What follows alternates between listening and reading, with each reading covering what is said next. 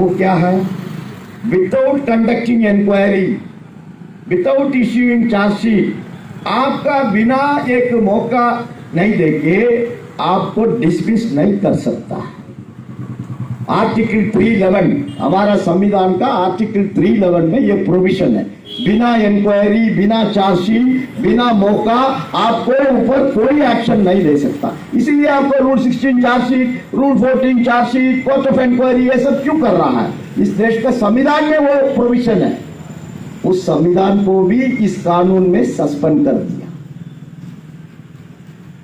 तो फिर उसको आप विरोध नहीं करेगा तो कैसे चलेगा कॉमरेड्स? इसीलिए दिल्ली हाईकोर्ट में उसको हम लोग ने चैलेंज किया।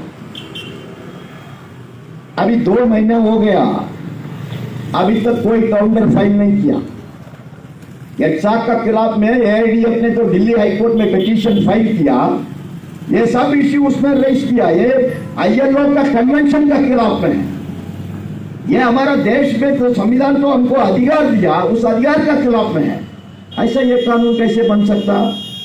उसको हमने चैलेंज किया। अभी 2 महीने हो गया, 2 महीने के बाद भी अभी तक काउंटर फाइल नहीं किया। अभी मद्रास हाईकोर्ट में 1000 गलती किया कॉमरेड सरकार ने। उसका जल्दीबाजी में कैसे भी मोदी को सेटिस्फाई करने के लिए कैलकुलेशन कर रहा हूं, लेकिन इसमें एक सिंपल चीज है। हमारा पिटीशन में हमने रेज किया है, एआईडीएफ का पिटीशन में, इस फैक्ट्री में भी कम से कम तो 70% का ऊपर कर्मचारी एनपीएस कर्मचारी है। आपके लिए सीसीएस पेंशन रूल अप्लीकेबल नहीं है, आपके लिए नया पेंशन अलग रूल है, लेकिन आपको भी उस पुराना पेंशन स्कीम का प्रोविजन है 35A, उसमें आपको डीम्ड डेपुटेशन में भेजा है। आपके लिए वो कानूनी अप्लीकेबल नहीं है। सीसीएस पेंशन रूल 1972 ये एक 2004 का पहले कौन भर्ती में आया, उसके लिए अप्लीकेबल है, आपके लिए अप्लीकेबल ही नहीं है।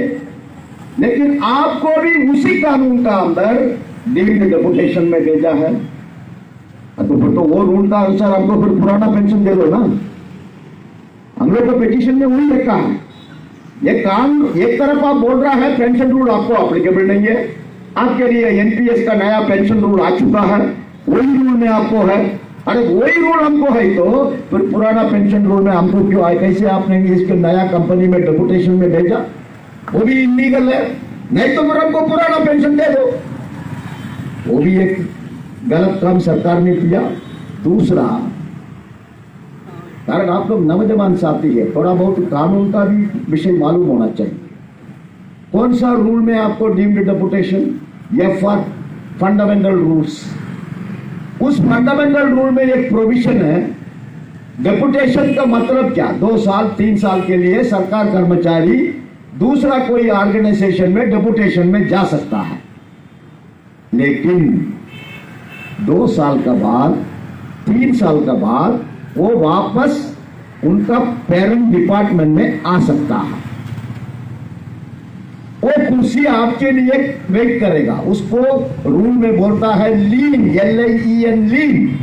आपको एक लीन रहेगा। हम अभी कुर्सी खाली करके इधर आके भाषण कर रहा है, वो कुर्सी हम वापस आने का समय तो गुजर ही रहेगी, लेकिन हमारे लिए वो कुर्सी किधर है? कारण हमारा पेरेंट डिपार्टमेंट ही तुमने खत्म कर दिया। हमारा पेरेंट डिपार्टमेंट क्या था? Ordnance factory board. उस ऑर्डिनेंस फैक्ट्री बोर्ड अभी किधर है? तुमने उसको डिसॉल्व कर दिया, तुमने उसको खत्म कर दिया। अभी हमारा लिंक किधर है? हम किधर जाएंगे? बताओ हमको। Where I will go? सरकार का काउंटर में कोई जवाब नहीं। सरकार का काउंटर तो फाइल किया मद्रास हाईकोर्ट में, उसमें ये सब सवाल को जवाब नहीं। हमने कितना सवाल हमारा पिटीशन में रेज किया, एक भी शब्द उसमें नहीं लिखा है। हाँ, लेकिन हमने कोर्ट में जाने की वजह से सरकार अभी फंस गया। सरकार फंस गया। अभी आपको 1000 आश्वासन दे रहा है। अभी 5 मिनिस्टर आपको आश्वासन दिया है, जॉर्ज फर्नांडिस से लेकर मनोहर पर्रिकर तक, राइटिंग में ऐसा नहीं है मुंह में बोला अभिषेक कुमार मुंह में भाषण करके चले गए, ऐसा नहीं है, रिटर्न एग्रीमेंट है। उस रिटर्न एग्रीमेंट में क्लियर लिखा है हम ऑर्डिनेंस फैक्ट्रीज को कारपोरेटाइज नहीं करेंगे, अभी कर दिया। अभी कोर्ट में क्या बोल रहा है, कोर्ट में ये सरकार को शर्म नहीं है, बोल रहा है ना हमको 56 इंच चेस्ट है, लेकिन तो अभी किसान का कानून ने तो माफी मांगा, वापस सुन लिया। ये मंत्री में क्या बोलता था, ये खालिस्तानी है, हमको भी क्या बोला, हमने तब हड़ताल का नोटिस दिया, हमको बोला ये चाइना का लोग है, चाइना का लोग इनको पैसा दिया इसलिए वो हड़ताल कर रहा है। ऐसा उनको भी बेइज्जती किया, ये खालिस्तानी है, ये टेररिस्ट है, ये देश विरोधी है, लेकिन फिर कानून को वापस किया। इसलिए कानून वापस किया, झूठ बोलने में नंबर 1 सरकार है। हम भी सोचा इस सरकार में 2 मिनिस्टर थोड़ा बहुत ठीक है करें, एक राजनाथ सिंह और एक नितिन गडकरी, ये दोनों थोड़ा ठीक है करके हम सोचा था हमारा अनुभव का अनुसार, लेकिन ये राजनाथ सिंह कुछ झूठ बोल रहा है। हम सभी फेडरेशन को कॉन्फिडेंस में ले लिए, हमने फेडरेशन से बात किया, फेडरेशन पूरा मंजूर किया, इसलिए हम कॉर्पोरेशन कर रहा है। पत्रकार हमको फोन करके पूछा उस दिन 15 अक्टूबर को हम लोगों ने बाइकआउट किया ना इनॉग्रेशन का, 220 साल पुराना ऑर्गेनाइजेशन को मोदी साहब अभी इनॉग्रेट कर रहा है, उसको थोड़ा पेंट डाल के नाम बदल करके रिबन काट रहा है, शर्म नहीं है। हम लोगों ने बाइकआउट किया। उस मीटिंग में राजनाथ सिंह का भाषण में बोल रहा है हमारा सभी फेडरेशन से हम कॉन्फिडेंस में लिया। अब पत्रकार हमको पूछा क्या आप लोग कॉर्पोरेशन का विरोध में लड़ाई कर रहा है, लेकिन मंत्री बोल रहा है आप लोग को सब कॉन्फिडेंस में लिया। हमने फिर उनको जवाब दिया वो तो कॉन्फिडेंस में लिया एक फेडरेशन को, हमको थोड़ी कॉन्फिडेंस में लिया। हमको कॉन्फिडेंस में लिया तो फिर इस सरकार को एक्सा पार्लियामेंट में लेके आने का क्या जरूरत है? अरे हमने अग्री किया कॉर्पोरेशन, हमने मंजूर किया कॉर्पोरेशन, फिर आप एक्सा कानून क्यों लेके आया? हम विरोध करेगा, हम हड़ताल में जाएगा करके तुमने एक्सा लेके आया, नहीं तो एक्सा का क्या जरूरत है? हमने एक्सेप्ट किया, ये दस्तखत कर दिया, कॉर्पोरेशन करो बाबा, हमने दस्तखत कर दिया, फिर एक्सा का क्या जरूरत है? एक्सा क्यों लेके आया? एक्सा लेके आया कारण तुमको मालूम है ये इसके खिलाफ में जाएगा, इसलिए तुम एक्सा लेके आया। ठीक है, दूसरा तुम्हारा डिसीजन को हमने कोर्ट में चैलेंज किया, उधर आके बोलो ना साहब एडीएफ ने हमारा साथ मंजूर किया लेकिन कोर्ट में आके केस फाइल कर रहा है, ये झूठ बोल रहा केस में, ऐसा करके बोलो ना। वो भी नहीं बोला ना। झूठ बोलने में नंबर 1 लोग हैं इन लोग, झूठ बोलने में। इसीलिए साथियों हम कोर्ट में क्यों गया? बहुत लोग पूछता कोर्ट में क्या होगा?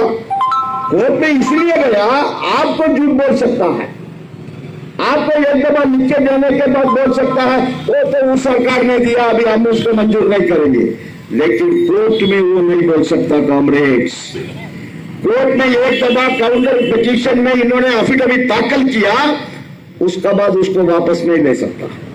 They can not withdraw it.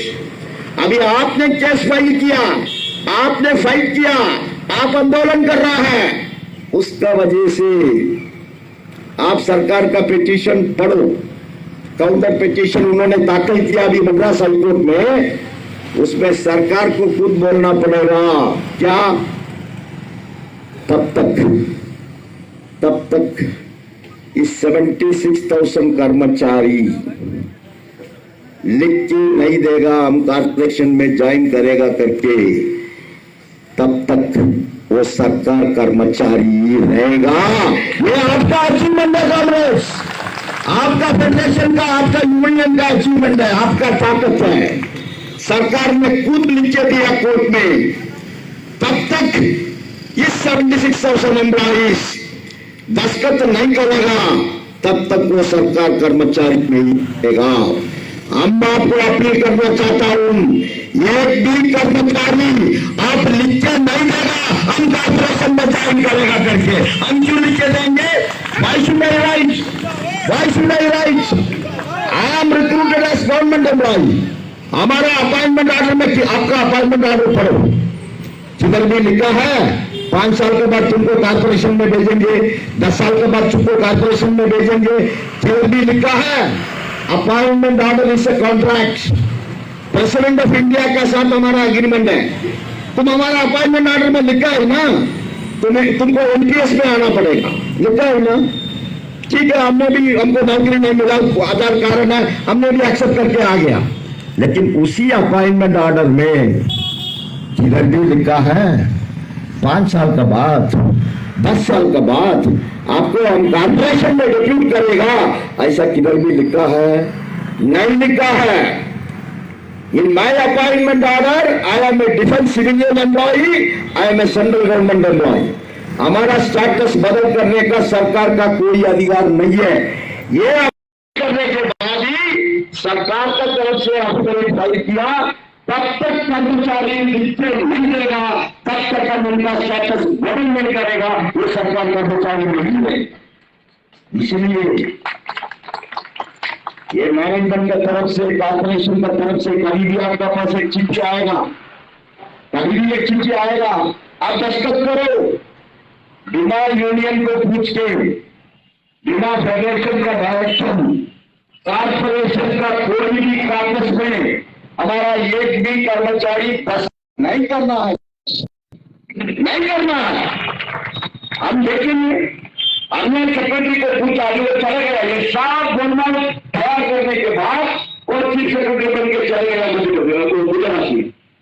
उसको हम लोग ने सवाल पूछा, ठीक है आपने हमको दे दिया जबरदस्ती, हमने नीचे नहीं किया, ये फोर्स की रेपुटेशन है, आपने हमको फोर्स किया। अभी मान लिया हम 76,000 कर्मचारी लिखते देगा, I will not join the corporation, हम कोई कंपनी में ज्वाइन नहीं करेंगे, हम सरकार कर्मचारी ही रहेगा। क्या करेगा? ये 76,000 कर्मचारी को निकालेगा, उनको पूरा बना के पूरा नया सर्विस को लेके आएगा मार्केट से। This is possible, can you do that?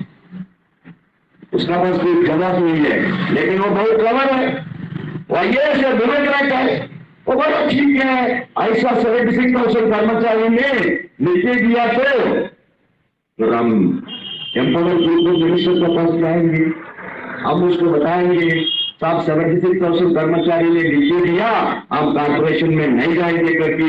अभी क्या करना बताइए? कांग्रेस डरने का कुछ नहीं है, डरने का कुछ भी नहीं है, कारण आपने कोई गलती नहीं किया ना। डर कब आएगा? हम कुछ गलत काम किया, हम कुछ गलती किया, उसका कॉन्सिक्वेंस क्या होगा, डरने का कारण है। हमने क्या गलती की? हमको सुबह 8 बजे आता है, काम करता है, शाम को वापस जाता है, हम प्रोडक्शन देता है, इसका अलावा हमारा क्या है? लेकिन गलती पूरा सरकार का है। कॉम्रेड्स, आपका कोई गलती नहीं है, फिर हमको डरने का क्या कारण है? हमको डरने का कोई जरूरत नहीं है। सरकार का सामने 3 उदाहरण है। हमने राजनाथ सिंह को भी बोला, आप बड़ा बड़ा भाषण बोल रहा है, आप बोल रहा है बीएसएनएल। अरे बीएसएनएल में तो एग्रीमेंट हुआ, उधर का फेडरेशन और उधर की सरकार बैठ के एग्रीमेंट किया, 1,000 रुपया उसको एक्स्ट्रा तनख्वाह मिलेगा और ये टेलीफोन कनेक्शन फ्री मिलेगा। आज बीएसएनएल का परिस्थिति क्या है कॉम्रेड्स? 80,000 कर्मचारी वॉलंटरी रिटायरमेंट लेके चले गया, उसमें आधा लोग को अभी तक ग्रेचुटी तक नहीं मिला। यही बीएसएनएल का हालत है। अभी पेपर में एडवर्टाइजमेंट आया, बीएसएनएल का प्रॉपर्टी को सेल्स कर रहा है, मार्केट में सेल्स कर रहा है बीएसएनएल का जमीन को। हम कॉर्पोरेशन को क्यों विरोध कर रहा है? हमको भी मालूम है हमारा भविष्य क्या होगा। अब बीएसएनएल को 10 करोड़ कस्टमर है, लेकिन आपके लिए इलेक्ट्रिक कस्टमर है, वो इंडियन आर्मी है, वो आने वाले को प्लेस नहीं करेगा, आपको वर्कलोड नहीं मिलेगा, इंडियन नहीं मिलेगा, फिर आपको तनख्वाह किधर से मिलेगी? तब तक आप सरकार कर्मचारी है, सरकार का जिम्मेदारी है, आपको सैलरी देना ही पड़ेगा। लेकिन कॉर्पोरेशन बनने के बाद कॉर्पोरेशन का हाथ में पैसा है तो तनख्वाह मिलेगा, नहीं तो पैसा नहीं मिलेगा, तनख्वाह किधर से मिलेगा? ये सब हम लोग को मालूम है। और सरकार का नीति क्या है? सरकार ने, प्रधानमंत्री ने खुद बोल दिया, doing business is not the business of the government. Public sector का जन्म होता है मरने के लिए, ये तो प्रधानमंत्री का स्टेटमेंट है। इस देश में प्रधानमंत्री का स्टेटमेंट है, पब्लिक सेक्टर का जन्म होता है मरने के लिए। और निर्मला सीतारामन का स्टेटमेंट क्या है? निर्मला सीतारामन का स्टेटमेंट है स्ट्रैटेजिक सेक्टर में केवल 4 PSU रहेगा, only 4 defence PSU will be there, बाकी सब हम प्राइवेटाइज करेंगे।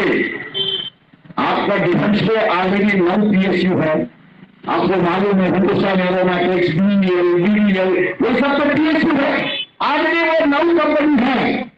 अभी आपका भी 7 कंपनी उसमें ज्वाइन होगा, 16 कॉर्पोरेशन हो गया। 16 में कौन सा 4 रहेगा, कौन सा प्राइवेटाइज होगा, किसको मालूम है? इसीलिए साथियों हम इसको विरोध कर रहा है। हमने राजनाथ सिंह को वही सवाल पूछा, ठीक है कॉर्पोरेशन तुम्हारा सरकार के पास मेजॉरिटी है, तुमको पार्लियामेंट में मेजॉरिटी है, तुमने डिसाइड किया, लेकिन हमारे सर्विस बदल करने का तुमको कौन पावर दिया? हमारे सामने 3 उदाहरण है कवरेज। एक तो BSNL उत्तराखंड में आया, मिंट और करेंसी नोट प्रिंटिंग होता है, SPMCL होता है, security trust minting corporation of India limited, SPMCL, वो भी एग्रीमेंट में कॉर्पोरेशन हुआ। लेकिन वो क्यों एग्रीमेंट? हमने एग्रीमेंट किया तुमसे, हमने एक्सेप्ट किया, हमने मांग रखा आपको कॉर्पोरेट करो करके, हमने नहीं रखा। उसी सरकार में प्रसार भारती का भी उदाहरण है। आप सबको मालूम है, ऑल इंडिया रेडियो सरकार का, दूरदर्शन सरकार का, लेकिन इस दोनों को मर्ज करके, ऑल इंडिया रेडियो और दूरदर्शन दोनों को मर्ज करके इन्होंने बना दिया प्रसार भारती। उसके लिए एक कानून बनाया पार्लियामेंट में, the broadcasting corporation of India limited act. उस कानून में क्या लिखा है? उस कानून में लिखा है ऑल इंडिया रेडियो और दूरदर्शन का केंद्र सरकार कर्मचारी प्रसार भारती में डेपुटेशन में जाएगा, लेकिन तब तक वो कर्मचारी रिटायरमेंट में जाएगा, तब तक वो सरकार कर्मचारी ही रहेगा, वो दूरदर्शन ये प्रसार भारती का कर्मचारी नहीं रहेगा। सरकार उसको पैसा देता है तनख्वाह के लिए। उस डेट का बाद कोई जो प्रसार भारती का कर्मचारी हुआ वो कॉर्पोरेशन का कर्मचारी है, ब्रॉडकास्टिंग कॉर्पोरेशन का कर्मचारी है। लेकिन उस नोटिफिकेशन का डेट में वो गजट में पब्लिश किया कानून, उस act, the broadcasting corporation of India limited act, उस दिन दूरदर्शन का, ऑल इंडिया रेडियो का कर्मचारी उनका रिटायरमेंट का समय तक वो सरकार कर्मचारी ले ही रहे। वो भी प्रोविजन इस देश में। हमने राजनाथ सिंह को पूछा, साहब ये क्यों हमारे लिए लागू नहीं करेगा? उनको समझ में नहीं आया हम क्या बोल रहा है। उन सेक्रेटरी को पूछा ये क्या है, तो उधर का कानून क्या है? सेक्रेटरी DP है ना, वो तो बोल दिया सर वो तो सर्विस सेक्टर है, ये तो मैन्युफैक्चरिंग सेक्टर है। अरे दोनों में अंदर की, वो तो सर्विस कर रहा है, हम भी सर्विस कर रहा है, हमारा सर्विस है मैन्युफैक्चरिंग, लेकिन हमारा स्टेटस को कैसे बदलता है? तुमको क्या अधिकार है? इसलिए साथियों आपको डरने का कुछ नहीं। इन लोग सोचा हड़ताल हमने छीन लिया इसलिए अभी कुछ नहीं होगा। आपको एक काम बोलना चाहता हूं, आप लोग का ऊपर विश्वास रखें। परसों सेक्रेटरी का दफ्तर में मीटिंग हुआ, सेक्रेटरी नहीं था, वो चले गया गुजरात, लेकिन एडिशनल सेक्रेटरी का चेयरमैनशिप में मीटिंग हुआ। सभी मुद्दा हम लोग ने रेज किया, फेडरेशन ने सर्कुलर इश्यू किया, आपने देखा, हम विस्तार में नहीं जा रहा हूं। बहुत फैक्ट्री में मेडिकल नहीं मिल रहा है, दवाई नहीं मिल रहा है, LPC नहीं मिल रहा है, चिल्ड्रन एजुकेशन अलाउंस नहीं मिल रहा है, हजार प्रॉब्लम से रेसियल का फंक्शनिंग बंद कर रहा है, राष्ट्रपति का चुनाव नहीं कर रहा है, ऐसा हजार प्रॉब्लम से। ट्रांसफर, हमारा बहुत कर्मचारी ट्रांसफर में जाना चाहता है, उनका प्रोसेस का एप्लीकेशन अभी कॉर्पोरेशन बनने की वजह से उसका ट्रांसफर पूरा बंद करके रखा है। क्या बोल रहा है, एक कंपनी से दूसरा कंपनी कैसे जाएगा, वो भी प्रॉब्लम है। कंपैशनेट